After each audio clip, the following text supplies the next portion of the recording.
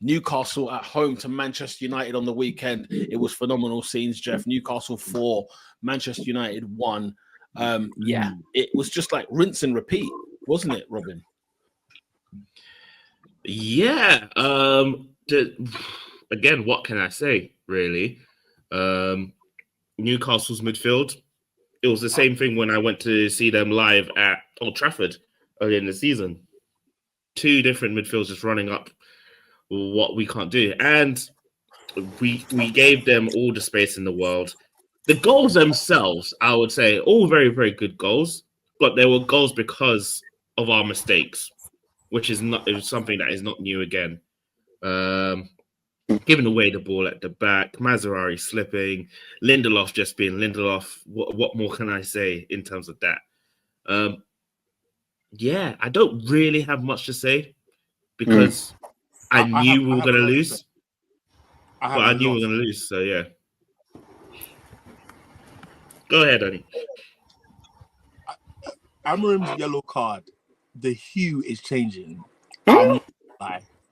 The hue is changing because I've watched enough games to ask myself the question of why are we so negative? Like, why do we not take the game to teams in any capacity? Because the mistakes that I'm seeing from these guys, I think it hit me on, funny enough, the Saturday. Like, why does it feel like our team's being coached and players are not being coached? Why is there no individual improvement from November to now?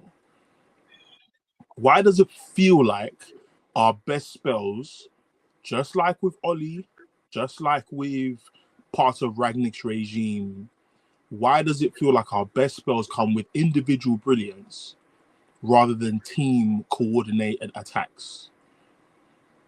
Like, I'm so sorry, Newcastle bully bare teams, but we've been bullied outside of Newcastle.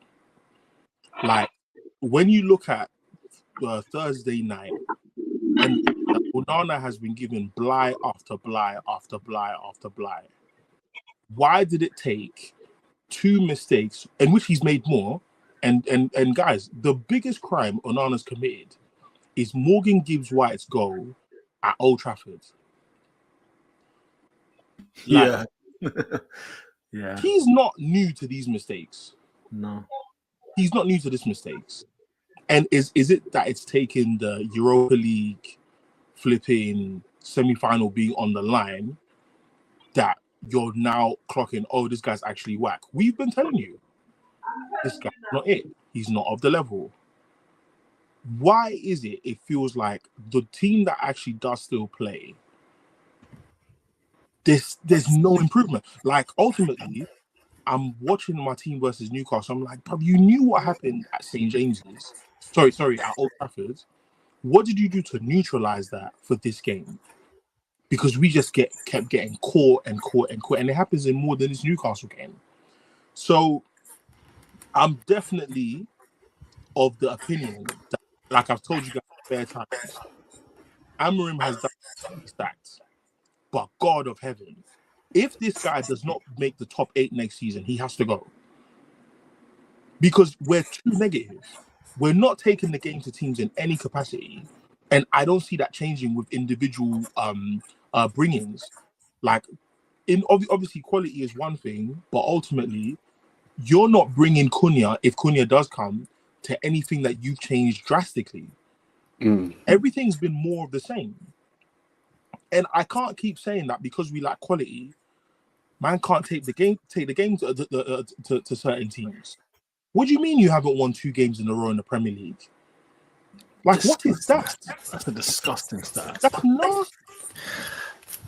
Endo put the breakdown below. 21 games. No, it's not. No, wins, I can't because man will say things like, "Oh, quality issue." When you first came, you beat Everton 4-0. Everton bullied us in the first half at Goodison. Everton moved to us in the first half. There's bare games. Yo, I'm like, that's a sick point. physically, we're just not of the level. What is there no chip at Old Trafford? Why are men who are being coached by Eddie Howe physically better than us? Why? Pete, I think you're muted. Yeah, you are. You're muted, bro.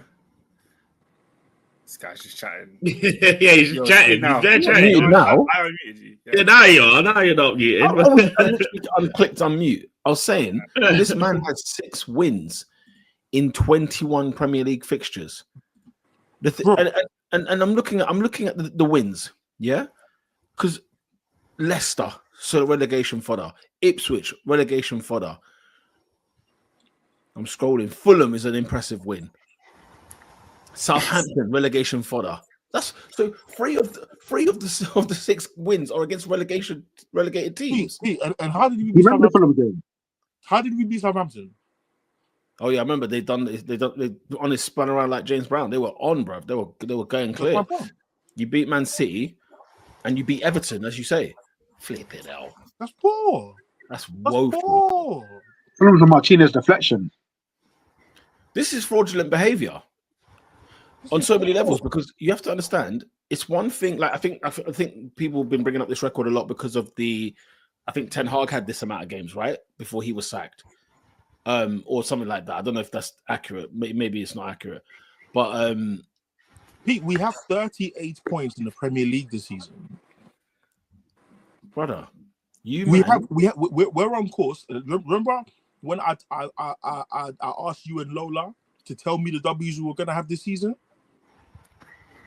We are on 14 L's and there's 6 games to go. You guys are 3 points above 17th. No, listen, we were talking about the shop today, yeah? If Ipswich, Leicester, and Southampton didn't exist, it is Mount Everest. I don't think people understand how bad we've been. And so I'm looking at this guy like, bro, like, when at least under Ten Hag, I can say 1 or 2 guys I can see improvement.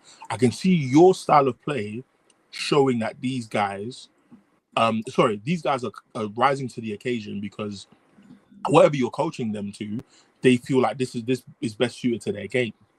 I think this season, Amad Diallo said, "I've been in jail and I'm free.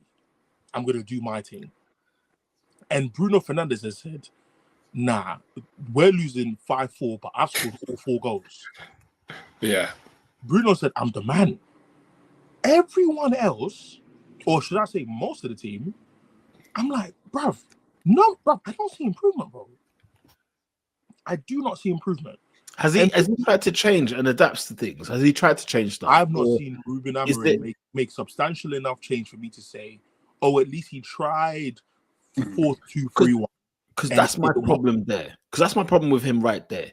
Off the bat, it was my way or the highway. And his way isn't working. And I'm wondering, has he actually changed or not? Thing is, next year, we're not playing in Europe. I'm not even saying win a trophy next year. We need to be in the European part of the Premier League table. That's all I'm saying. I'm saying Conference League and above. You don't think you're winning this Europa League? Bro, you saw Xerxes' injury yesterday. Yeah. I have to rely on no other than Rasmus Højlund on Thursday night. I can't even pay UEFA to let Chido Obi get through. I can't even do that. I mean, the Europa League though, is there real competition there? We are not better than any other team left. You seem to do well. No, we're unbeaten. We're unbeaten, but being unbeaten doesn't mean you've won every game. I won't lie, beating Sociedad impressed me. Sociedad are crap though. I thought any team that could play with the ball on the floor could play, could do a job. But Pete, they're crap though. I mean, they got to what stage is this? Quarterfinal. They got to the last 16. They're crap though. Fair enough. They're not good. Robin. But they will say you're crap. Do you know what I mean? That's what they would say. No, but we're better than them. Robin, do you agree with Ernest on the Leon thing? Do you think the Zaxi injury and the rest of the way that your team's been playing is just too much for you to overcome. Because you're at home now. You have to just all you have to do is win the game. I said this on when is it? I said it to Ernest when I went to see him on Saturday. I said we should be 2-0 up. Just because the way we conceded was you can look at the coach, you can look at the manager, and I'm talking about the game, I'm not talking about the whole season. You can look at the coach, you can look at the players. Those 2 goals we conceded were primary school errors.